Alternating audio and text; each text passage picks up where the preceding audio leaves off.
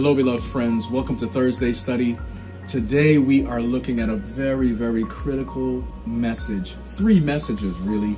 The three angels' messages of Revelation 14, verses 6 to 12, 6 to 11. Well, what possibly can be said about these messages that we have not heard before? If you are wondering how to get ready for the coming of Jesus, if you're wondering, what you ought to do in order to be in allegiance to God, these three messages are critical reading.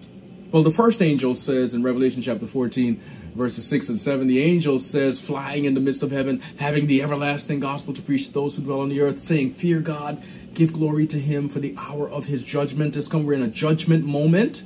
Right? Fear God, the God who created the heavens, the earth, the sea, the fountains of water. Respect and honor that God. Worship him. The second angel says, come out. Come out of Babylon. Babylon is fallen, that great city, because she made all nations drink of the wine of the wrath of God. Because of attempting to move away from true worship, move away from scripture, move away from true allegiance to God. Get out of false systems of worship.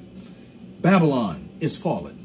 Third angel says, listen, if anyone receives the beast's mark in his forehead or in his hand, that person will receive the unmixed wrath of God will be poured out into the cup of his indignation upon them. He will destroy them thoroughly. God is saying to us, beloved, we have no business in this wrathful, this area where people are going to be destroyed. God is saying that's not where his people need to be.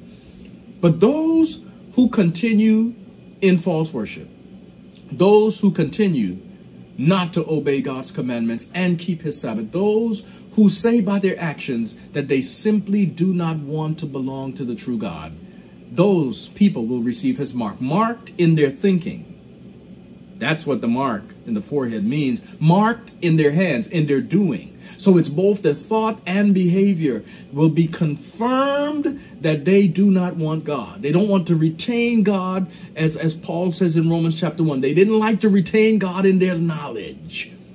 God is saying to us in this study today, in no uncertain terms, that I will be worshipped. The final issue on this planet is worship.